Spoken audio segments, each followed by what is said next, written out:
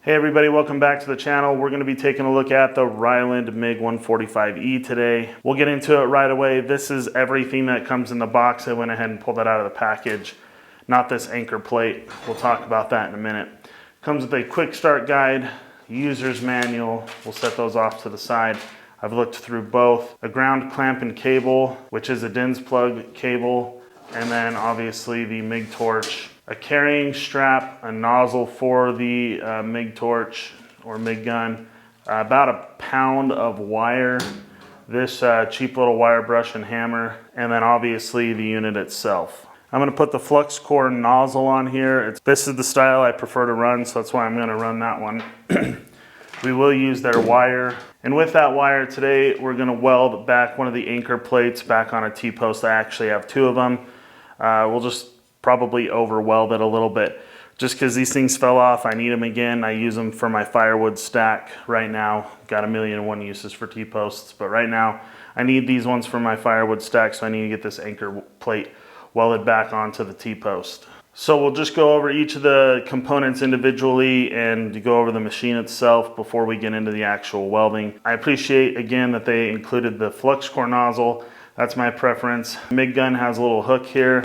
Very standard, inexpensive MIG gun that I see shipped with a lot of machines. This ground clamp is definitely not the nicest ground clamp I've seen. There's machines that come with better ones, but that's such a cheap and simple upgrade that in my opinion that's really not a big deal. Nice that the ground clamp is a DINS plug. That makes it easy for them to make this machine a stick and flux core welder.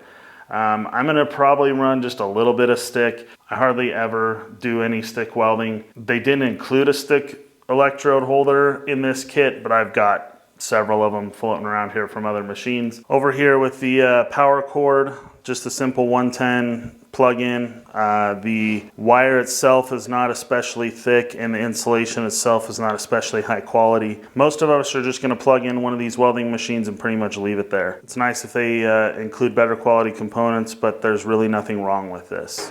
Back here in the back of the machine, the power cord goes inside the machine. We also have the on-off switch. And then we have the cooling fan, which from what I understand is on demand, which is a nice feature. It's definitely a little pet peeve thing for me, but I appreciate machines that only have fans come on when they need them. I don't like the machines where as soon as you flip the power on that the machine just starts running the fan. It's just a little annoying. When we do get it plugged in, we'll check and make sure that's actually the case. All right, now we're getting into the machine itself. We'll flip open the hood here that gets us into the wire feed mechanism and the spool holder. This wire feeding mechanism is very standard on like sub $250 machines. You have your tension adjustment knob there, and this flips open with a little wheel there. Then we've got this little retainer that comes out and gives us access to the wire drive wheel. So you have 9/10 of a millimeter or 8/10 of a millimeter on this knurled wire drive wheel. So the conversion to standard is 0.8 is basically 30 thousandths. 0.9 is 35 thousandths. So today we're going to be running 30 thousandths. All right, we got the wire all spooled up. Let's get it through the gun.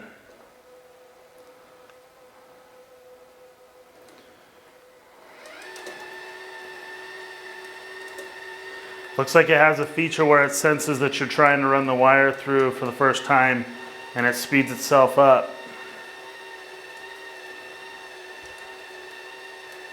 It's a nice little feature. If there's one thing I would like to suggest, it would be that they put some kind of chart in here, because this is like a consumer grade welder. It's for people who are just starting out, figuring it out, or just wanting to weld a couple things up here and there. If they put in a little chart here with some metal thicknesses and settings like a lot of these other starting machines, that would be really nice. All right, onto the front end of this. It has this nice little digital readout that shows you what your settings are. You have a little toggle switch here. Up is stick, down is MIG. There's two little pictures there showing the difference. And then we have our two DINS plugs for positive and negative there at the bottom. Then some more ventilation to pull cool air through. As you can tell, the machine is on and that fan's not running. That is something I appreciate. Let's talk duty cycle real quick. On MIG, this thing has a 30% duty cycle. That means it'll weld for 3 minutes out of 10 at 90 amps. So then when you switch to stick, it goes down a little bit. It'll run at 20%, which means 2 minutes out of every 10 at 80 amps. So pretty low duty cycle ratings there compared to pro machines, but pretty on par with everything else kind of in this price range. One of the things that Riland was really excited to tell me about that this machine has is their Rye Chip 3.0, and I don't know a whole lot about it. From what I read and what I understand about it is that it just simplifies the computer components in here a little bit. It has one chip, and it's supposed to simplify everything it does, making it more reliable and more long lasting. And then also it's what allows us to run stick and flux core here. If you've heard me say MIG, this is a flux core only machine. It does not have a gas nozzle, as you maybe should have picked up by now, to run shielding gas and solid core wire. It is flux core only, and that's pretty much the way it's priced appropriately. All right, I think we're basically ready to get welding. So flux core runs on DC electrode negative. So the electrode needs to be negative. So that means we need to plug our ground clamp into the positive plug. I need to do a little bit of prep work first. I need to take a wire brush to all this dirt on the T-post and grind off some of the paint off of this.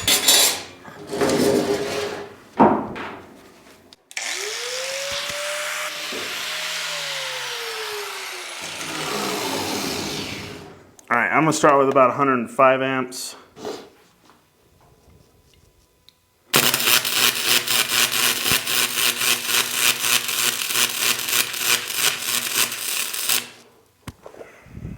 I'm not used to it. I definitely prefer setting up my own settings. And let's do this too. Let's put this ground clamp directly on the workpiece.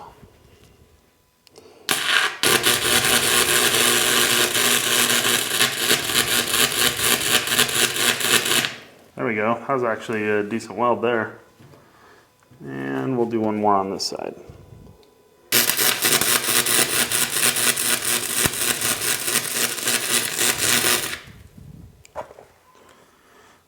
Got some lift in the metal, a little bit of warpage in the sheet metal.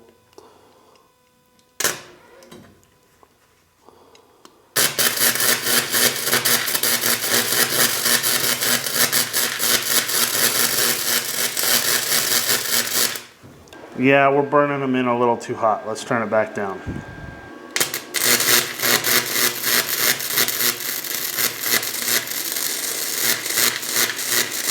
There's where we're working with there. I've got some holes burned through. I mean, it's the first time, number one, I've ever welded on a T-post. And number two, first time I've ever welded with this machine. So not a great indicator of what the machine can do. This is me figuring it out. All right, we knocked the surface rust here off the pipe. It's not shiny clean, but it's good enough for a little cap. Should be able to weld it all the way around.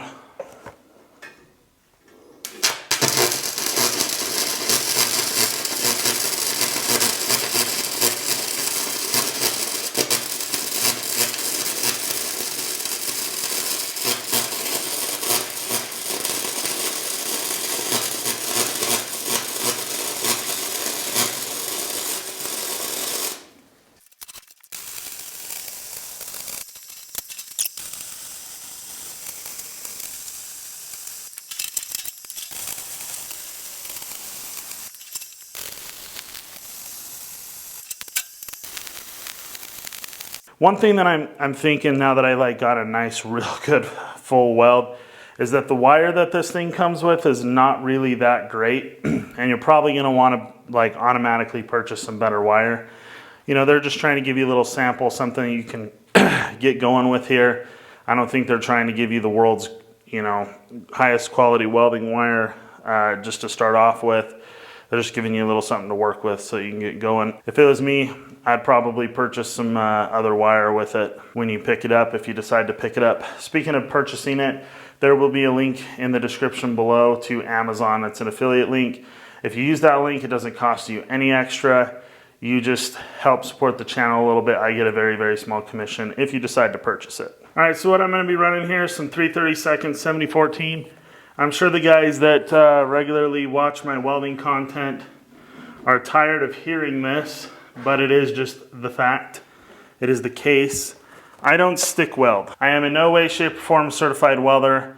I am self-taught, and I really just enjoy wire feed welding. It does pretty much everything I need it to, whether it's MIG or Flux core. The only time I ever pick up a stick electrode is when I'm making these review videos. Honestly, I never practice it, I never use it. These days I'm just too busy to even try and learn it. There was a time I really wanted to learn it, and that's how I got kind of to the point that I'm at with it. I just simply don't do it. It's not a process that I enjoy using or like to use or I'm very good at using.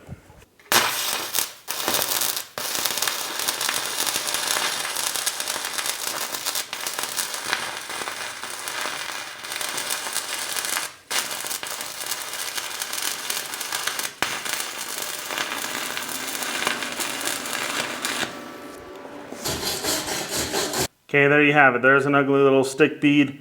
I'm not going to spend a bunch of time on this because, like I said, I have no real projects I actually want to use it for. There's a little bead for you. It will do the stick welding. Anything wrong with that bead, which there's a lot, is more to do with me than the welder itself. All right, so let's just sum up my thoughts on it.